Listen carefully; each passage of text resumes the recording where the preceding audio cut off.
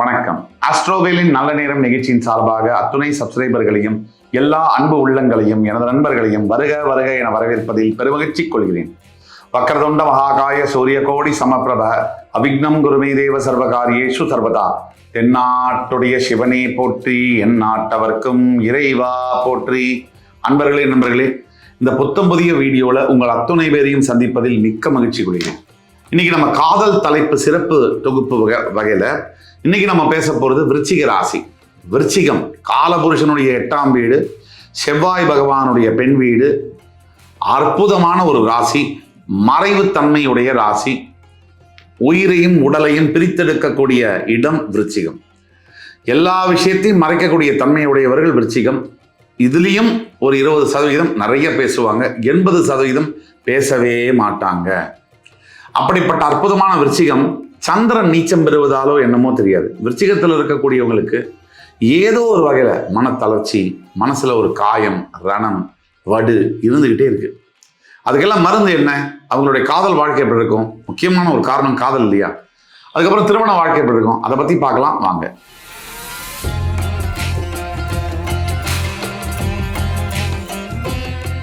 விருச்சிக ராசியை பொறுத்த வரைக்கும் இயல்பிலேயே நிறைய கலப்பு திருமணம் நடக்கக்கூடிய ராசி விருச்சிகம்.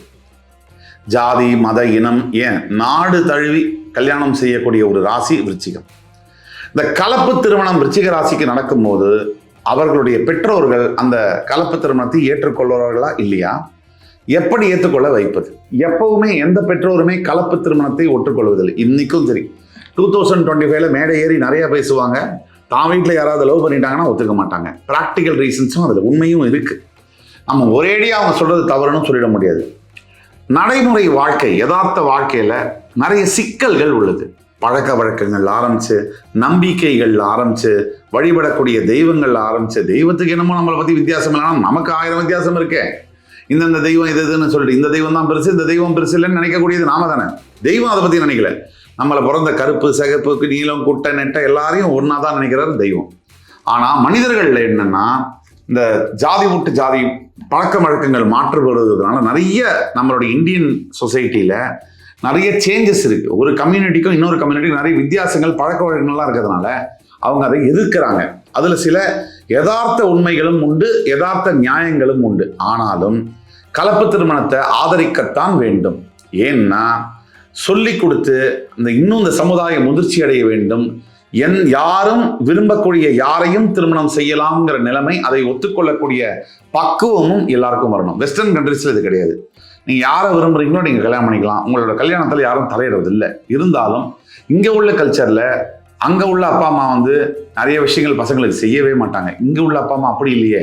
பையன் சாப்பிடலாம் தான் சாப்பிட மாட்டாங்க. பையன் ரத்த வாந்தி எடுத்தா நானும் ரத்த வாந்தி எடுப்பாங்க. பையன் என்ன சொல்றாங்களோ அதுதான். குழந்தை, என் பொண்ணு, என் பையன், அவங்களால உயிரையே கொடுக்கக்கூடிய அப்பா அம்மா இருக்கிறதுனால இங்க அந்த வாழ்க்கை முறை இருக்காது. இங்க செய்யறதும் அதிகமா இருக்கிறதுனால எதிர்பார்ப்பும் அதிகமாக இருந்து தான் ஆகும். இதுதான் இயற்கை இயல்பு. அப்படிப்பட்ட சூழ்நிலையில பெற்றோர்கள் ஏற்றுக்கொள்ள வைப்பது எப்படி? பெற்றோர்களை ஏற்றுக்கொள்ள வைப்பது எப்படின்னா, பொறுமையோடு, நிதானத்தோடு, உறுதியாக உங்க காதலில் இருக்கும்போது பெற்றவங்களே கீழே இறங்கி வந்துருவாங்க. ஒரு நல்ல வேலை செய்யக்கூடிய ஒரு ஆண்மகன் நல்லா சம்பாதிக்கிறாரு, ஒரு பெண்ணும் நல்ல உத்தியோகத்தில் இருக்கா, இவங்க கல்யாணம் செய்யறாங்கன்னு ஆசைப்படுறாங்க, கலப்பு திருமணம் செய்யணும்னு ஆசைப்படுறாங்க. எத்தனை நாளைக்கு பெற்றோர்களால் எதிர்க்க முடியும்? ஒரு ஸ்டேஜில் பெற்றோர்கள் கண்டிப்பாக கீழே வருவாங்க. அப்படி கீழே வராமல் இருக்காங்க, 5 வருஷத்துக்கு மேலேயும் பெற்றோர்கள் படிக்கலைன்னா அப்போ நீங்கள் திருமணம் செய்து கொள்வது தப்பே இல்லை. ஆக கலப்பு திருமணத்தை செய்து கொள்ள வேண்டும்னா பெற்றோர்களை கன்வின்ஸ் பண்ணிட்டு பண்ணுறது தான் நல்லது.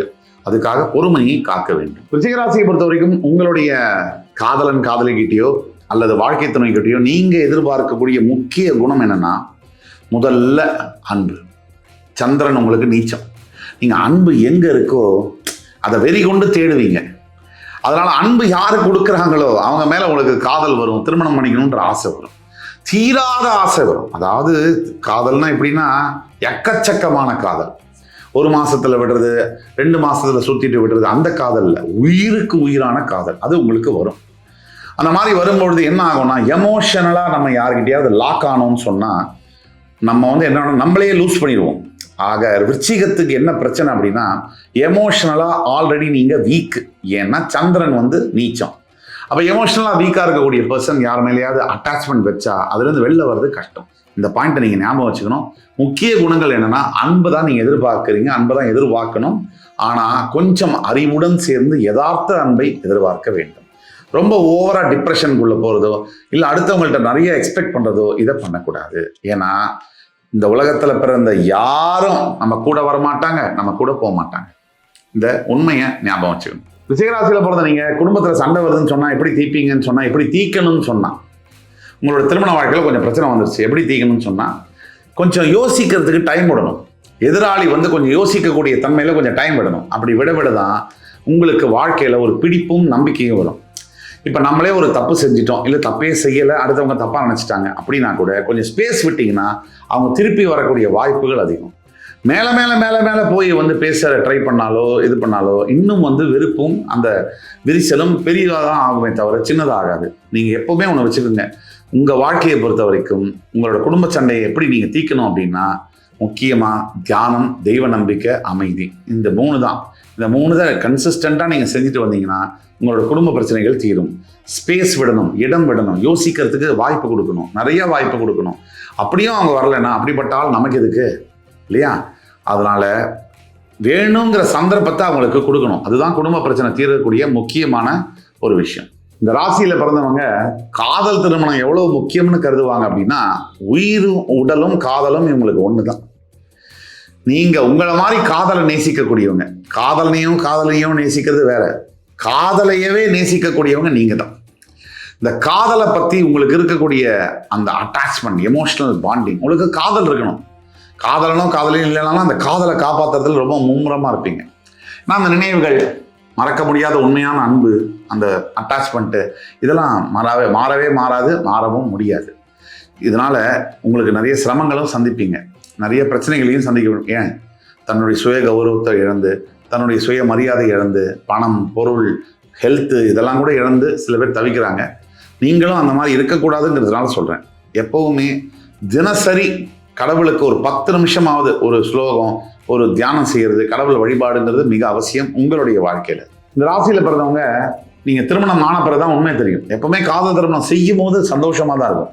அந்த திருமணத்திற்கு பிறகு ஒரு சிலிண்டர் வாங்கணும், ஒரு பண்டிகை கொண்டாடணும், ஒரு கோவிலுக்கு போகணும், ஏதாவது ஒரு நல்ல காரியம் செய்யணும் அப்படின்னா அங்கே தான் டிஃப்ரென்ஸ் அப்படிங்கிறதே வரும். வேற ஜாதியில் வேற இனத்தில் கல்யாணம் பண்ணும்போது. ஆனால் அதையெல்லாம் எப்படி சமாளிக்கணுங்கிற விதம் உங்களுக்கு தெரியும். அதாவது இதெல்லாம் நீங்கள் கண்டுக்கவே மாட்டீங்க. ஏன்னா என்னதான் பிரச்சனை வந்தாலும் என் காதல் பெருசு, நான் விரும்பி கல்யாணம் பண்ணிக்கிட்டேன் அப்படிங்கிற ஒரு மனசெட்டில் இருக்கும் போது நீங்கள் எதை பற்றியும் கவலைப்பட வேண்டியதில், உங்களுக்கு கவலையும் தேவையில்லை. இந்த ராசியில் பிறந்தவங்களுக்கு எப்போவுமே நீண்ட கால உறவு நீடிக்கும். அதாவது கணவன் மனைவி கிட்ட குறைஞ்சபட்சம் ஒரு 25 வருஷ வாழ்க்கை, 30 வருஷ வாழ்க்கை நீடிக்காமல் இருக்காது. அதை பற்றி கவலையே தேவையில்லை. காலம் உங்கள் பக்கங்க. விருச்சிகம் எதுக்கும் கவலைப்பட தேவையில்லை. இந்த விருச்சிகராசி நண்பர்களுக்கு திருமண பந்தத்தில் ஒரு மியூச்சுவல் அண்டர்ஸ்டாண்டிங்கும், மியூச்சுவல் மரியாதை, ரெஸ்பெக்டையும் எப்படி சமாளிக்கிறது அப்படிங்கிறதுல குழப்பம் இருந்துச்சுன்னா சிம்பிள். துரத்திட்டு போனீங்கன்னா வாழ்க்கையில் இயல்பு இடந்துருமா, நாம் எதை துரத்துறோமோ அது விலகி ஓடும். நம்ம விலகி ஓட அது துரத்தி வரும். இது வாழ்க்கையுடைய அடிப்படை யதார்த்தம். இதை நல்ல மனசில் நீங்கள் புரிஞ்சுக்கணும். இந்த ராசியில் பிறந்தவங்களுக்கு காதல் தோல்வி ஒன்றும் புதுசு இல்லை. காதல் தோல்வியை பற்றி பேச போனால் விருச்சிகம் நம்பர் 1 வந்துடும். உங்களுக்கே தெரியும், சின்சியராக இருக்கும், பயங்கர சீரியஸ் லவ். 5 வருஷம், 6 வருஷம், 10 வருஷம், ஏன் 15 வருஷம் கூட டடக்குன்னு ஒரு நாள் பிரேக் ஆகுதுன்னா உடனே உங்களை மாதிரி காதலில் உண்மையாக இருக்கக்கூடிய ஆளுகளை பார்க்கவே முடியாது.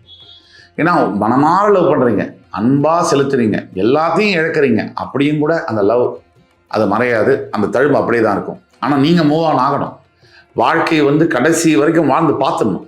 அதுதான் வாழ்க்கை. நீங்கள் என்ன பண்ணணும்னா, இந்த லவ்வை அப்பப்போ ரினியூ பண்ணி வைக்கணும். எப்போவுமே அதுக்கு என்ன பண்ணணும் அப்படின்னா, ரொம்ப புதுசாலாம் ரொம்பலாம் யோசிக்க வேண்டியதில்லை. உங்கள் கடமையை ஒழுங்காக செஞ்சு, எதிராளிகிட்டேருந்து சில பிரச்சனைகள் வந்தாலும் கொஞ்சம் அமைதியாக அதை டீல் பண்ணிங்கன்னா உங்களுக்கு எல்லா பிரச்சனைகளும் தீரும். ஆக விருச்சிகராசி அன்பர்களுக்கான காதல் திருமண வாழ்க்கை எப்படி இருக்கும், என்னெல்லாம் சிக்கல்கள் வரலாம், அதை பற்றிலாம் நம்ம விரிவாக பார்த்தோம். உங்களுடைய தனிப்பட்ட வாழ்க்கையில் உங்களுக்கு காதலில் ஜெயிக்குமா ஜெயிக்காதா, திருமண பந்தம் நிலைக்குமா நிலைக்காதாங்கிற கேள்வி இருந்ததுன்னா கீழே கொடுக்கப்பட்டுள்ள வாட்ஸ்அப் நம்பரில் எங்களை தொடர்பு கொண்டு பேசினீங்கன்னா உங்களுக்கான துல்லிய பலன்களை தனித்து தர நான் காத்துட்ருக்கேன். இந்த எபிசோடு உங்களுக்கு பிடிச்சிருக்கும்னு நம்புகிறேன். வேறொரு எபிசோடில் இன்னொரு சந்தர்ப்பத்தில் உங்களை சந்திக்கும் வரை உங்களிடமிருந்து விடைபெறுவது உங்கள் சுபாஷ் பாலகிருஷ்ணன். நன்றி, வணக்கம், வாழ்க வளமுடன்.